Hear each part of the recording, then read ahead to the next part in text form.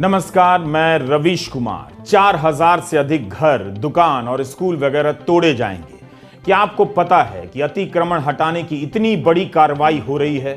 दिल्ली से 280 किलोमीटर दूर हल्द्वानी में हजारों घर तोड़े जाने हैं। यहाँ के लोग उत्तराखंड के हाई कोर्ट में मुकदमा हार गए हैं। रेलवे अपनी जमीन को खाली कराने का मुकदमा जीत गई है। इसके बाद इस जगह को खाली कराने का नोटिस भी दिया गया है। यह नोटिस अखबारों में भी छपा है कि रेलवे विभाग की जमीन पर जो भी अतिक्रमण किया गया है उसे 1 सप्ताह के भीतर खाली कर दें, वरना हाईकोर्ट के आदेश के अनुसार ध्वस्त कर दिया जाएगा। इस इलाके में अल्पसंख्यक समुदाय के लोग रहते हैं, मगर केवल वही नहीं रहते, बहुसंख्यक समुदाय के लोग भी रहते हैं। उनकी संख्या तुलनात्मक रूप से काफी कम है। अतिक्रमण के नाम पर वर्षों से रहते आए इन लोगों के घर अब टूट जाएंगे। यह बस्ती अवैध घोषित की जा चुकी है। वर्षों से रेलवे की जमीन के किनारे लोग बसते रहे हैं। इन्हें केवल अतिक्रमण के नजरिए से देखा जा रहा है, एक कानूनी समस्या के रूप में, जिसका समाधान केवल अदालती आदेश ही लगता है। इसलिए अब इनके घरों को तोड़ा जाना रुक नहीं सकता और लोगों को गलत नहीं लगेगा। लेकिन जिनके घर तोड़े जाएंगे, जो बेघर हो जाएंगे, उनका क्या होगा? जब हमने स्थानीय अखबारों में छपी खबरों को पढ़ना शुरू किया तो इसका कोई जिक्र नहीं। इतने हजार लोग हटाए जा रहे हैं, उनके घर तोड़े जाएंगे, लेकिन उन्हें कहां बसाया जाएगा इसका कोई जिक्र नहीं। यहाँ के लोग चाहते हैं कि उनकी आवाज सुनी जाए, इसलिए कभी कैंडल मार्च कर रहे हैं तो कभी धरना प्रदर्शन। हल्द्वानी के इस इलाके में हाहाकार मचा हुआ है। अमीरों की बस्ती में भी अतिक्रमण है, मगर उनके इलाके में अतिक्रमण हटाने की ऐसी जल्दी बहुत कम दिखाई सुनाई देती है। गरीबों के घर अतिक्रमण और अवैध करार दे दिए जाते हैं। ऐसी बस्तियों को देखने का नजरिया हमारा इसी तरह बना दिया गया है। किसकी बस्ती टूटेगी इसे राजनीति भी तय करती है, और किसकी नहीं टूटेगी यह भी राजनीति तय करती है। कोर्ट के आदेशों से भी तय होता है। दिल्ली में जब लोगों ने कानून तोड़कर अपने घरों के ऊपर एक मंजिल और जोड़ ली तो डबल स्टोरी को मान्यता देने का लंबा आंदोलन चला और मान्यता दी गई।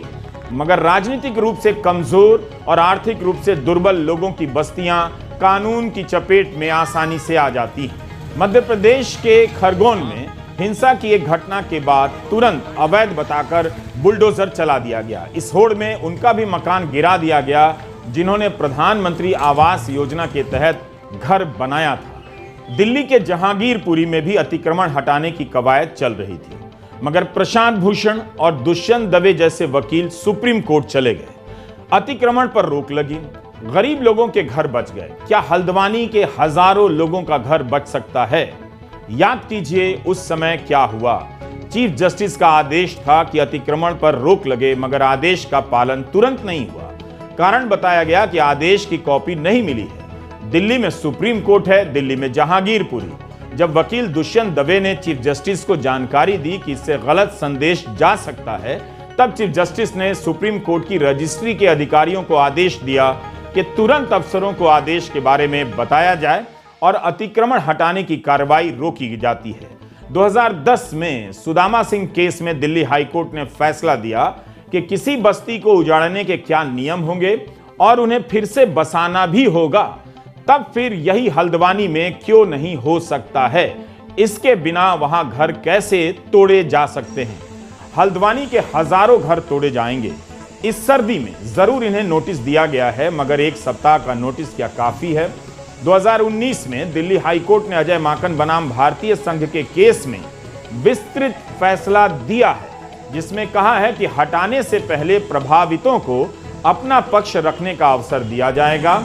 हमें लगता है कि उत्तराखंड के मामले में दिया गया है। सभी प्रभावित लोगों को नोटिस जारी करना होगा। यह अजय माकन केस में कहा गया है, जो पर्याप्त हो और तर्क संगत हो। यह भी बताना होगा कि कहां और कितने समय में बसाया जाएगा। खराब मौसम या रात के वक्त किसी को नहीं हटाया जाएगा। कड़ाके की सर्दी में रेलवे की जमीन पर बने इन घरों को तोड़ा जाएगा तो हजारों लोग इस वक्त कहां जाएंगे? दिल्ली हाईकोर्ट के आदेश के हवाले से क्या यह सवाल हल्द्वानी के मामले में जायज नहीं है कि इन लोगों को बताना होगा कि कहां और कितने समय में बसाया जाएगा? अतिक्रमण के साथ केवल उजाड़ने के सवाल नहीं है, फिर से बसाने के भी सवाल हैं। उनका क्या इंतजाम हुआ है? बरसों से बसे ये मोहल्ले अब ध्वस्त कर दिए जा सकते हैं। गरीब और मेहनत मजदूरी और अपना कारोबार करने वालों की जीवन भर की पूंजी मिट्टी में मिल सकती है। हल्द्वानी के इन घरों की किस्मत दिल्ली के जैसी नहीं लगती। दिल्ली की अवैध बस्तियों को नियमित करने की लंबी राजनीति चली। यह राजनीति इसलिए चली कि लाखों लोगों के वोट चाहिए थे। यहां किसी को अतिक्रमण और अवैध बस्तियों को हटाने की चिंता नहीं हुई, बल्कि खुद मोदी सरकार ने 2019 में 1731 अवैध कॉलोनियों को नियमित करने के लिए संसद में कानून पास किया, ताकि इन बस्तियों के लोग अपने मकानों की रजिस्ट्री करा सकें। दावा किया जाता रहा कि यहां रहने वाले 40 लाख लोगों को पट्टे दिए जाएंगे। यही किस्मत हल्द्वानी के इन मकानों की क्यों नहीं हो सकती है? यह कैसा इंसाफ है कि एक तरफ 40 लाख लोगों की बस्तियों को तोड़ा नहीं जाता है, उन्हें अवैध से वैध कर दिया जाता है, और एक तरफ हल्द्वानी में हजारों लोगों के घर तोड़े जाने के कगार पर हैं। बल्कि मेरी राय में दिल्ली में बहुत अच्छा हुआ कि अवैध बस्तियों को तोड़ा नहीं गया। इतने लोग कहां जाते? इसलिए मेरा सवाल है कि हल्द्वानी में इतने लोग कहां जाएंगे? क्यों इनके मकान तोड़े जा रहे हैं? गरीबों की आवाज राजनीतिक स्तर पर क्यों नहीं सुनी जा रही है? यह साधारण मामला नहीं है। 4000 मकान तोड़े जाएंगे। इसी तरह गुरुग्राम में याद कीजिए, खोरी गांव में क्या हुआ? 5000 घर तोड़े जाने थे। जंगल की जमीन पर लोगों ने घर बना लिए। ये मकान भी सुप्रीम कोर्ट के आदेश से ही तोड़े जाने थे, मगर कोर्ट ने पूरा ध्यान रखा कि इन लोगों को कहीं और भी बसाया जाए। स्थायी मकान बन जाने से पहले अस्थायी तौर पर रखा जाए, किराया दिया जाए। ऐसी जगह हो जहां पर घर मिले तो पानी हो, शौचालय हो और बिजली की व्यवस्था हो। इसके लिए फरीदाबाद नगर निगम से कहा गया कि कब तक यह काम होगा, हलफनामा दीजिए।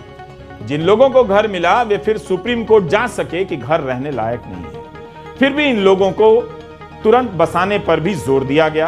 क्या हल्द्वानी में इसकी तैयारी की गई है कि हजारों घर तोड़े जाएंगे तो इन्हें सरकार कहां मकान देगी, कब मकान देगी, कहां पर फिर से स्कूल बनेंगे? जिनके स्कूल टूटेंगे वे बच्चे कहां पढ़ेंगे?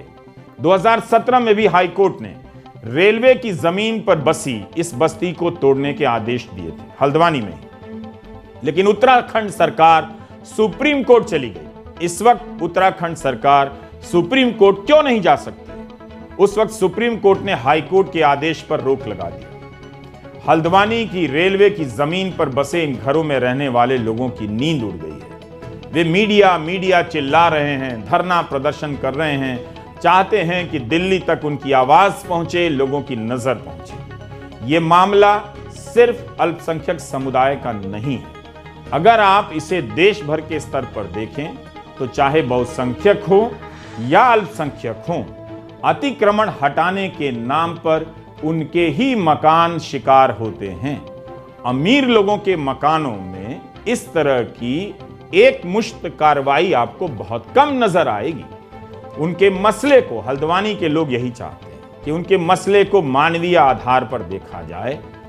पहले के अतिक्रमण पर जो रोक लगाई गई है और फिर से बसाने की जो व्यवस्थाएं, जो आदेश, उसके आधार पर भी देखा जाए। नमस्कार, मैं रवीश कुमार।